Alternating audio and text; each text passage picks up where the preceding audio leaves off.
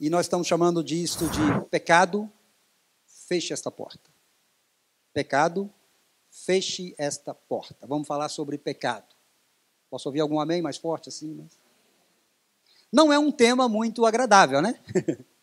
Não é um tema muito pregado, inclusive nas nossas igrejas, né? Por isso, talvez, que eu relutei um pouco com o Senhor. Mas eu não consegui, e eu espero que você, então, nesta manhã, ou você que está vendo pelas nossas plataformas, ou você que verá esta pregação pelas nossas plataformas, eu espero que realmente você tenha, nesta manhã, a sua vida mudada pelo poder da palavra, amém? Não é algo muito comum, realmente, falar sobre pecado, ainda mais no domingo de manhã. Geralmente se trata de pecado em estudos bíblicos, né? Mas eu cresci filho de pais e de avós crentes, né? E eu cresci na igreja, eu cresci assim, e naqueles tempos, os irmãos que estão conosco, né, estão caminhando nessa caminhada com o Senhor há muitos anos, sabem que naqueles tempos eu via dentro da igreja os pastores falarem muito sobre o pecado, e atacarem o pecado, e falarem sobre as consequências do pecado. Eu cresci vendo isto, inclusive o tema era assunto de estudo bíblico nas nossas lições de escola dominical. De um tempo para cá, eu penso que talvez a igreja tenha falado mais daquilo que está na moda, né? E muitas vezes, né, a igreja que está mais assim na moda não quer ouvir esse tipo de tema, mas eu hoje quero falar com você sobre o pecado. Quando o ser humano começa a transitar pelas vias do pecado, estas vias, ou este caminho, ou esta porta, pode levar o crente a lugares que ele jamais pensou que iria. Quando o crente começa a se acostumar com o pecado, aquilo se torna uma realidade para ele. Uma das maiores mentiras dita por Adolf Hitler foi de que, é algo muito satânico inclusive, foi de que uma mentira falada muitas vezes e por muito tempo, as pessoas acreditam como verdade.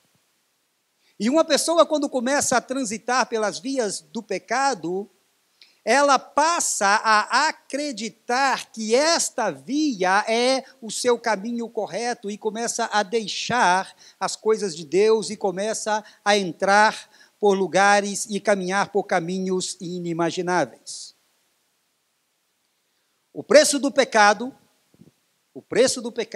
na vida do crente, às vezes ele é muito mais alto do que o crente realmente pode pagar. O preço do pecado e este caminho do pecado, se você toma, por exemplo, um condenado, se você visita alguém numa penitenciária, uma pessoa condenada à prisão perpétua, por exemplo, ou a muitos anos de prisão, e quando você conversa com eles, eles dizem isto: pastor, eu jamais imaginei que eu fosse fazer tal coisa. Eu jamais imaginei que eu fosse pensar tal coisa. Eu jamais imaginei que eu fosse agir de tal maneira. Pessoas chegam para nós, pastores, nos nossos aconselhamentos, e estão sofrendo consequências de seus pecados, e dizem o mesmo para nós.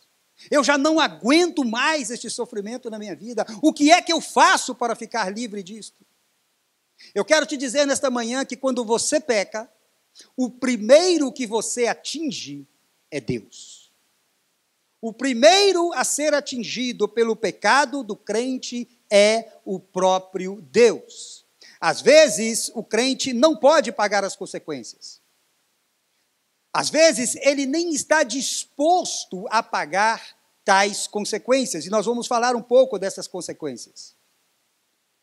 As vias do pecado, então, podem levar a pessoa a fazer coisas ou ir, né, a lugares que ela jamais pensou que ia. As biografias, elas trazem a história dos seus heróis. As biografias, quando você lê uma biografia, você está vendo as qualidades das pessoas, né? Quando você lê uma biografia, você lê a história daquela pessoa e, geralmente, estão nas biografias os grandes feitos dessas pessoas. A Bíblia é a verdade. E a Bíblia, por ser a verdade, ela não esconde os erros dos seus personagens. A Bíblia não omite os erros, os fracassos e os pecados dos seus heróis. E nesta manhã eu quero conversar com você sobre um grande pecado na vida de um desses heróis. Eu estou falando sobre o rei Davi. Eu quero que você venha comigo na palavra de Deus que está em 2º livro de Samuel, e nós vamos ler no capítulo 12, a partir do versículo 1, para a nossa meditação nesta manhã. Eu vou te dar outros textos também que vamos estar meditando nele, mas este se trata do tempo em que Davi recebeu a visita do homem de Deus que se chamava Natã, e Natã conversou com Davi, e Natã disse algo muito importante para Davi. Lembrem-se que Davi, no capítulo 11 de 2º de Samuel, você vai ler que em um tempo em que os reis iam para a guerra, Davi não foi. Davi ficou no seu palácio, e no palácio, andando Davi, ociosamente, ele viu uma mulher muito bonita de nome Batseba, e ele então cobiçou aquela mulher, ele desejou aquela mulher, ele mandou que aquela mulher fosse trazida a ele, e Davi então cometeu adultério com aquela mulher. Você conhece muito bem essa história. Do adultério de Davi com Batseba se engravidou. Agora então, o pecado de Davi o leva a tentar esconder o seu pecado. E a última tentativa de Davi para esconder o seu pecado foi o assassinato. Por isso que eu digo para vocês que quando as pessoas começam a transitar nas vias do pecado, ela jamais pode imaginar aonde que aquilo a vai levar. Davi jamais iria pensar que ele teria que pagar consequências tão graves. Assim que a vida de Davi e o reinado de Davi, ele tem um divisor de águas, porque é um antes e um depois do seu pecado com Batseba. Nós vemos então, e você conhece a história, Davi, ele tratou de esconder o seu pecado. Urias, o esposo de Batseba, estava lutando, estava na guerra com seu povo. Davi mandou trazê-lo e fez de tudo, Davi, para que ele entrasse e pudesse dormir com sua esposa, para que depois ele falasse que aquele filho era de Urias. Urias então não quis entrar e ele ficou e ele permaneceu. Davi fez de tudo. Davi, inclusive, levou a Urias para um momento de comida, né, na mesa. Davi embebedou Urias para que Urias, bêbado, fosse e tivesse relações sexuais com a sua esposa. Urias não quis ir porque ele falou que não era digno, que não era certo ele estar com a sua esposa enquanto o seu exército estava na guerra. Davi, já sem saber o que fazer, para esconder o seu pecado, Davi então manda uma ordem para Joabe e fala: coloca Urias na frente da batalha, para que morra. Agora Urias vai para a frente da batalha e Urias é morto. Davi então recebe a notícia da morte de Urias. Tudo está bem. Meu pecado está escondido. Agora Urias não sabe mais. Agora está escondido. Mas o que Davi não sabia era que Deus tinha um trato específico com ele. A pessoa, quando está nessas vias do pecado, ela não pode se esquecer que Deus está vendo tudo. E Davi, então, recebe agora a visita de Natã, e eu quero que você leia comigo, 2º livro de Samuel 12, começamos do versículo 1, e diz: e o Senhor enviou Natã a Davi, apresentando-se a Davi, disse-lhe: havia numa cidade 2 homens, um rico e outro pobre. O rico possuía muitíssimas ovelhas e vacas, mas o pobre não tinha coisa nenhuma, senão uma pequena cordeira que comprara e criara. E ela tinha crescido com ele e com seus filhos. Do seu bocado comia e do seu copo bebia e dormia em seu regaço e a tinha como filha. E vindo um viajante ao homem rico, deixou este de tomar suas ovelhas e das suas vacas para assar para o viajante que viera a ele. E tomou a cordeira do homem pobre e a preparou para o homem que viera a ele. Então o furor de Davi se acendeu em grande maneira contra aquele homem e disse a Natã: vive o Senhor, que digno de morte é o homem que fez isso, e pela cordeira tornará a dar o quadruplicado, porque fez tal coisa, e porque não se compadeceu. Então disse Natã a Davi: tu és este homem. Assim diz o Senhor, Deus de Israel: eu te ungi rei sobre Israel, e eu te livrei das mãos de Saul, e eu te dei a casa do teu senhor e as mulheres do teu senhor em teu seio, e também te dei a casa de Israel e de Judá, e se isto é pouco, mais te acrescentaria tais e tais coisas. Por que, pois, desprezaste a palavra do Senhor, fazendo o mal diante de seus olhos? A Urias o heteu feriste a espada, e a sua mulher tomaste por tua mulher, e a ele mataste com a espada dos filhos de Amon. Agora, pois, não se apartará a espada jamais da tua casa, porquanto me desprezaste e tomaste a mulher de Urias o heteu para ser tua mulher. Aqui está então o quadro. Aqui está então o momento onde Deus trata com Davi. E aqui então, Davi, ele recebendo a visita de Natã, que era uma pessoa conceituada, era um homem de Deus. E quando um homem de Deus fala, realmente as pessoas se calam, e quando sabem que é uma pessoa de Deus que está falando, né? E Davi sabia disso, e Natã falou com Davi desta maneira. E por isso então, nós vemos que Davi ele estava começando a transitar pelas vias do pecado, e havia uma porta que estava fechada na vida de Davi, que era a porta do pecado, mas Davi agora abre esta porta. Ele abre esta porta e começa a caminhar neste caminho. E Davi começa a dar passos largos para este caminho. E a palavra de Deus diz que um abismo chama outro abismo, no Salmo 47. Um abismo chama o outro abismo. E Davi, então, ele começou a transitar e ele foi de abismo em abismo. O pecado que começou com um olhar, o pecado que começou com uma cobiça, que terminou com um adultério, o pecado que levou, então, ao nascimento de um filho. E você vai ver comigo outras coisas mais que aconteceram. A palavra de Deus diz, em 1 Timóteo 5, 24, diz assim: os pecados de alguns homens são manifestos, precedendo o juízo, e em alguns manifestam-se depois. Presta atenção nisso. O pecado, meu irmão, é como uma teia de aranha. Sabe a teia de aranha que a pessoa quer sair e não consegue? Ou como areia movediça, onde a pessoa, quanto mais tenta sair, mais se afunda. Jesus, em Marcos 4, versículo 22, diz assim: porque nada há encoberto que não haja de ser manifesto, e nada se faz para ficar oculto, mas para ser descoberto. Jamais poderia ficar encoberto o pecado de Davi, jamais poderá ficar encoberto o teu pecado. Jamais, jamais. Se você entrou aqui nesta manhã e está tentando esconder o seu pecado, saiba que você não pode esconder o seu pecado de Deus. Você pode esconder do pastor, você pode esconder da sua mãe, do seu pai, do teu marido, da tua esposa, você pode esconder dos teus filhos, você pode esconder dos teus amigos, mas de Deus você jamais poderá esconder o seu pecado. Hebreus 4:13, a palavra de Deus diz: e não há criatura alguma encoberta diante dele, antes todas as coisas estão nuas e patentes aos olhos daquele com quem temos de tratar. Ainda em Gálatas 6, 7, 8, a palavra de Deus diz o seguinte: para você que quer esconder o seu pecado, para você que acha que pode enganar as pessoas.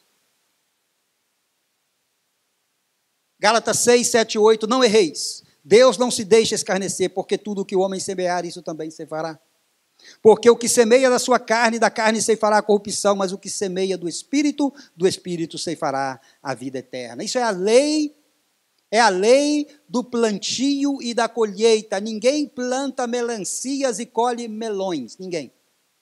Você colhe aquilo que você planta. Por isso, se você plantar ódio, você vai colher ódio. Se você plantar rancor, você vai colher rancor. Se você plantar confusão, você vai colher conflito. Aquilo que você planta, você colhe, porque cada semente tem o seu próprio código genético. Cada semente dá o seu próprio fruto. E lembre-se de uma coisa, a lei da colheita é sempre muito maior que a do plantio. Você planta uma semente e colhe muitos frutos daquela semente. Então, tome muito cuidado com isto. Tome muito cuidado com isso. No mundo espiritual também é assim. Existe o código genético. Eu sou filho de pais divorciados. E como eu e meus irmãos de pais divorciados, que crescemos na igreja, que meus pais estavam na igreja, e o divórcio veio e abalou a minha família, eu sei muito bem o que é crescer em um lar, onde você tem toda a cobertura dos pais, mas depois dos meus 13 anos de idade já não tive mais. Eu sei muito bem o sofrimento que traz o pecado na vida das famílias. Muitas vezes, ou podemos lembrar de Davi, quando começou a transitar pelas vias do pecado, ele jamais imaginou que a sua família fosse sofrer as consequências do seu pecado. Jamais, jamais.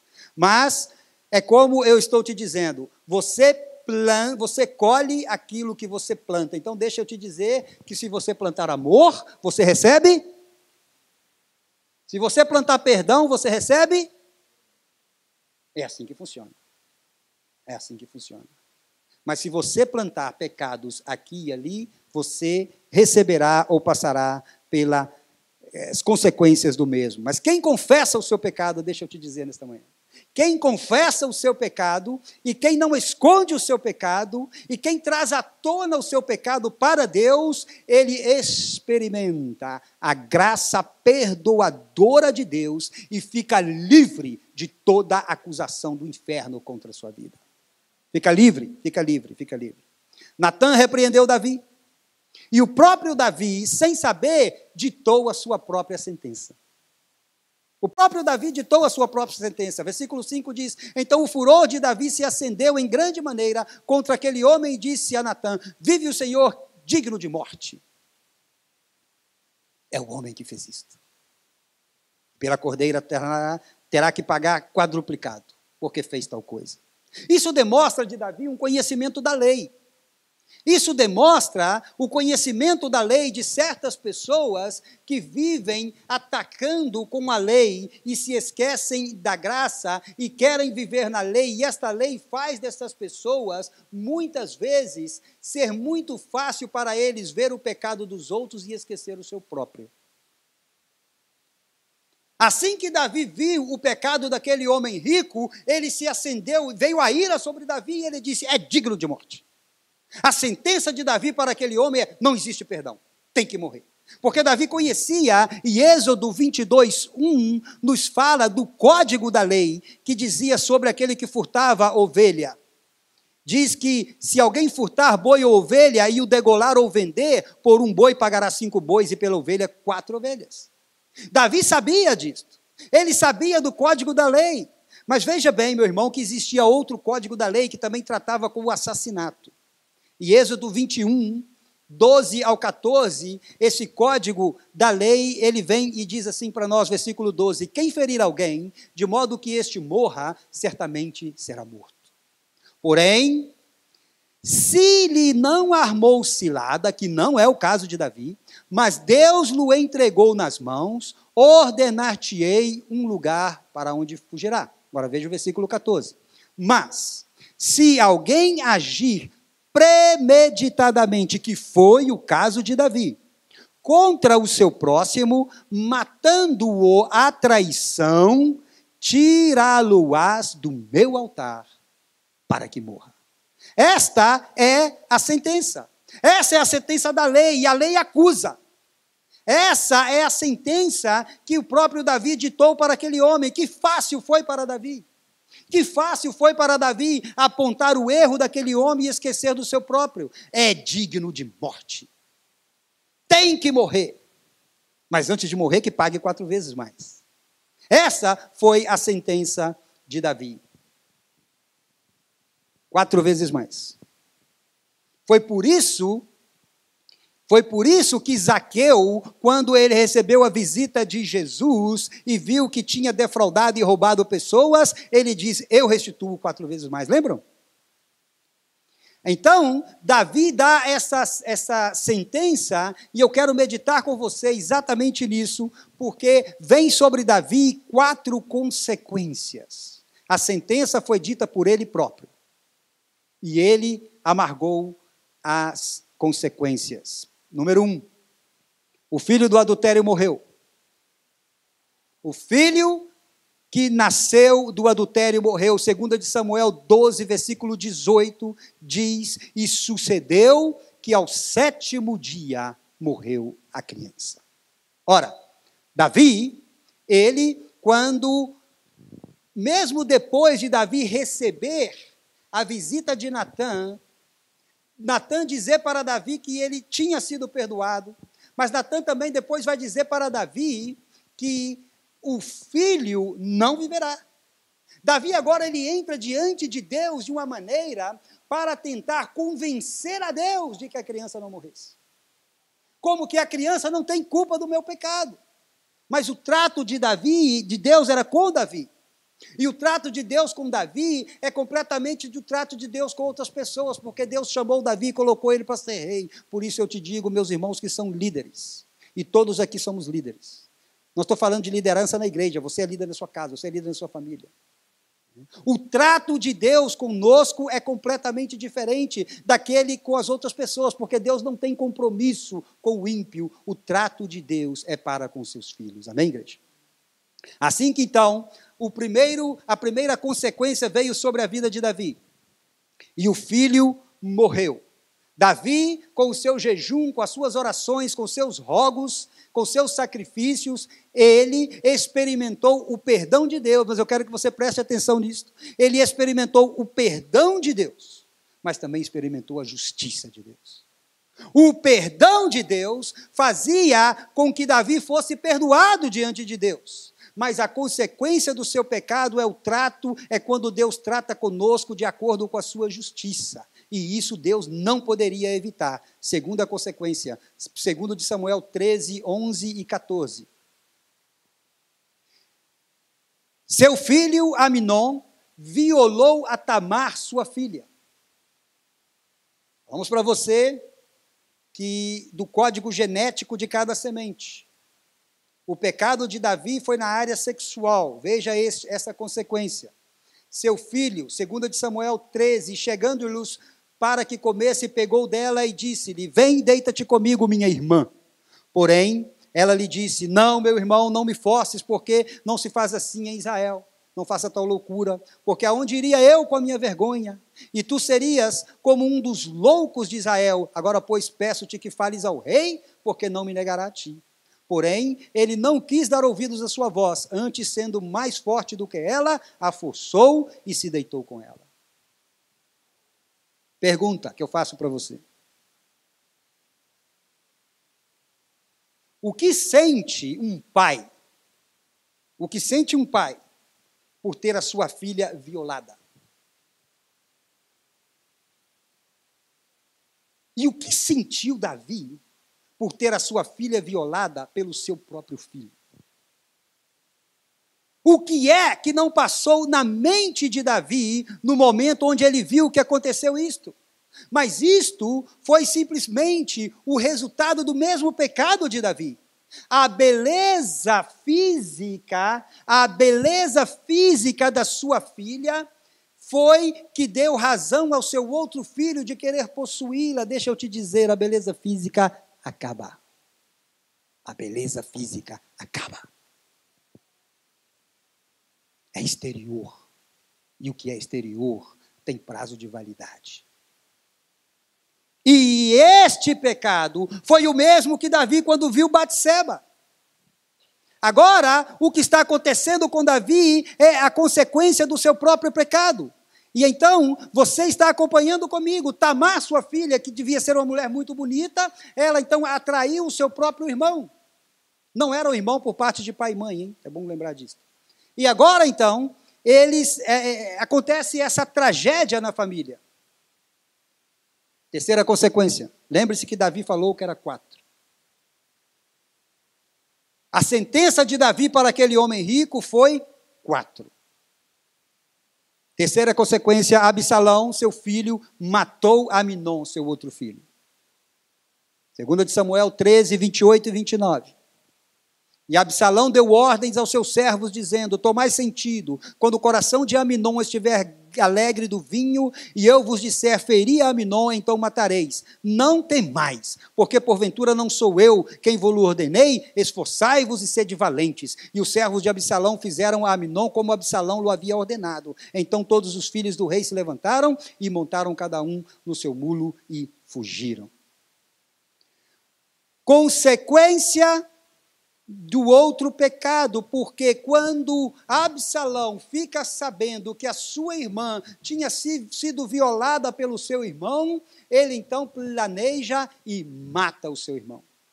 Por isso que eu falei para você que quando você começa a transitar nas vias do pecado, você jamais pode imaginar aonde você vai chegar. Você jamais poderia imaginar as consequências que você teria ou tem que pagar. O que não terá passado na mente de Davi, o que não terá passado no coração de Davi, porque a Bíblia diz no versículo 31, que quando Davi soube disso, então o rei se levantou e rasgou as suas vestes e se lançou por terra. Davi ali chorando agora com o rosto em terra, clamando ao Senhor. O que não terá passado na mente de Davi, lembrando dos seus 5 minutos com Batseba, lembrando do seu pecado com Batseba. Muitas vezes, por 5, por 30 minutos, por 1 hora de prazer, você vai ter que pagar consequências da sua vida toda. Não vale a pena. Não vale a pena. O pecado nunca vale a pena. Jamais valeu a pena, nunca valerá a pena. Consequência número 4, 2 anos depois, Absalão trama e tira o próprio pai do seu reinado. Não vou ler tudo porque não dá tempo, mas está em 2 de Samuel 15, do versículo 1 ao 6. Onde Absalão trama.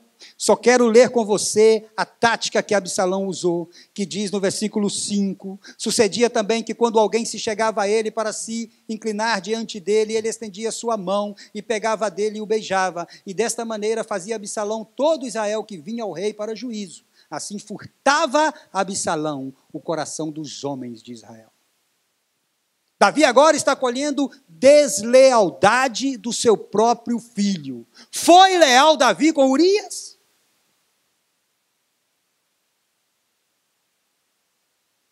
Não foi. Agora, Davi está colhendo o fruto da sua deslealdade. E agora, Davi está experimentando. Assim que então, versículo 13 depois vai dizer que então veio um mensageiro. Depois que acontece tudo isso, né, Absalão vem a morrer, não temos tempo para entrar em toda a história, e Davi, quando fica sabendo, versículo 13 diz, então veio um mensageiro Davi dizendo, o coração de cada um em Israel segue a Absalão. Então, antes ainda da morte de Absalão, as pessoas começaram a seguir Absalão, porque Absalão começou a ganhar o coração das pessoas que antes pertenciam a Davi. Inclusive, por muitos de nós que pregamos a palavra de Deus, vocês sabem disso, que quando nós tratamos, né, com este espírito de rebeldia, de deslealdade, nós ainda até hoje chamamos de espírito de Absalão. E repreendemos espírito de Absalão. Porque ficou então assim na história. Davi então deixou o seu trono. Davi deixou o seu trono e Absalão entrou para reinar. Então, antes da morte de Absalão, ele reinou. Absalão reinou e Davi deixou o seu trono. E eu fiz essa pergunta para mim, por que ele deixou o trono? Ele era o rei, ele não tinha que deixar o trono. Bastava uma ordem dele, mas Absalão havia ganhado, agindo com deslealdade.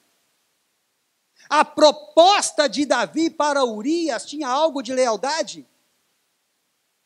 para tentar esconder o seu pecado? Não. Por isso, agora Davi paga com a deslealdade também. E agora, você vê que Absalão, ele toma o reino de Davi, Davi sai. Sabe por que Davi saiu? Porque ele sabia que Deus estava tratando com ele. E aqui eu quero chamar a sua atenção nesta manhã. E Deus agora leva Davi para os desertos, Deus leva Davi para as covas, Deus leva Davi para estar sozinho, Deus leva Davi para fazer uma peregrinação que, segundo os estudiosos da Bíblia, demorou 10 anos. E agora Davi, então, ele está vivendo em covas e aí Deus está tratando com ele. Não ficou ódio no coração de Davi para com Absalão, porque Davi sabia que Deus estava tratando com ele. O outro grande problema de quem quer esconder o seu pecado é dizer que ele não tem culpa. Já viu gente assim? Não são vocês, não são vocês. É dizer que ele não tem culpa. Mas eu não tenho culpa. Eu fiz isso, mas eu fui forçado a fazer. Maridos, esposas, chegam conosco e se acusam o tempo todo. Aí a gente fala, parem de acusação. Parem de acusação. Que tal começarmos de novo? Agora, Davi, então, com tudo isso, Davi experimentou o perdão de Deus. Quando Absalão morre, Davi chora amargamente a morte de Absalão. Eu quero te dizer, meu amigo que me escuta, para terminarmos hoje, gostaria de ir mais, mas não temos tempo. Seja qual for o teu pecado, feche essa porta. Hoje, agora.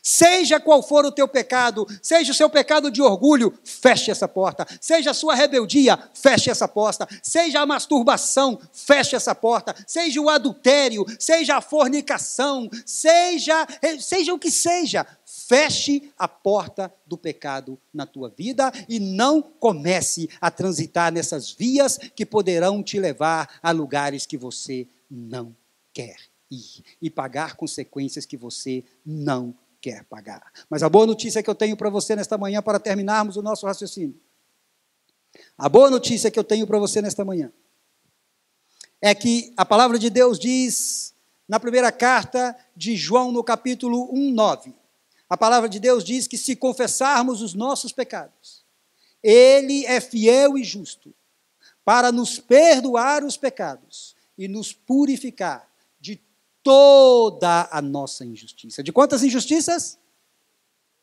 Ele é fiel e justo. Ele é fiel e justo. Não confunda, não é você, é Ele. Não espere lealdade dos outros. Quantos que estão aqui, eu mesmo já disse que o meu melhor amigo me traiu e eu não esperava isso dele. Com Deus isso não acontece. Ele é o nosso melhor amigo e nele você pode confiar. E Davi aprendeu. Se você ler o Salmo 51, que nós não temos tempo hoje, você vai ver como que Davi aprendeu.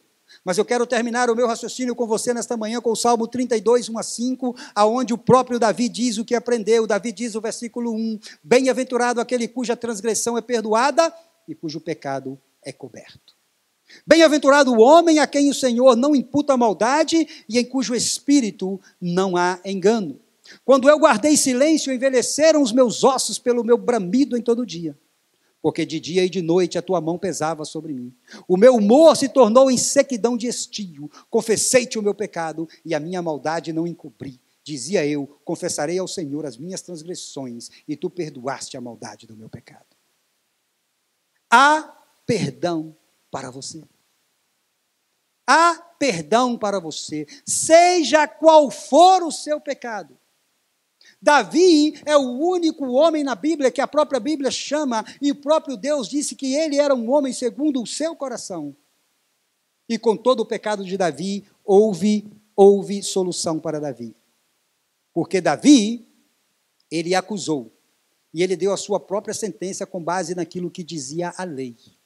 Mas eu quero te dizer, nesta manhã, que a palavra de Deus, escrita pelo apóstolo Paulo, escrevendo aos Romanos, no capítulo 10, versículo 4, ele diz que o fim da lei é Cristo, para a justiça de todo aquele que crê. Por isso, se você crê nesta manhã, não viva mais pela lei. Há uma solução para você, se você confessar o seu pecado. Eu quero que você feche os seus olhos aí onde você está.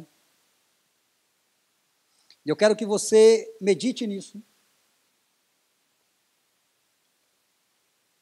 Desculpa o pregador se a palavra foi muito pesada, mas eu quero que você medite nisto. Quero que você medite nisto, e eu quero te dizer nesta manhã, não vale a pena. Feche a porta do pecado. Senhor nosso Deus e nosso Pai, louvado e bendito seja o teu nome. Ó Deus, que o teu Espírito Santo venha, porque a tua palavra diz que é o teu Espírito que quem convence o homem da justiça, do pecado e do juízo. Eu te peço, Pai, em nome de Jesus, que todos aqueles que entraram neste recinto, aqueles que estão nos vendo pelas nossas plataformas, aqueles que verão, que a tua palavra, ó Deus, possa ser libertadora nesta manhã. Possa ser libertadora nesta manhã, para que o teu povo venha confessar, não encobrir o seu pecado, confessar a ti para ser perdoado de toda a maldade, como diz a tua palavra, em nome de Jesus. Amém? Você pode dar um forte aplauso ao Senhor Jesus?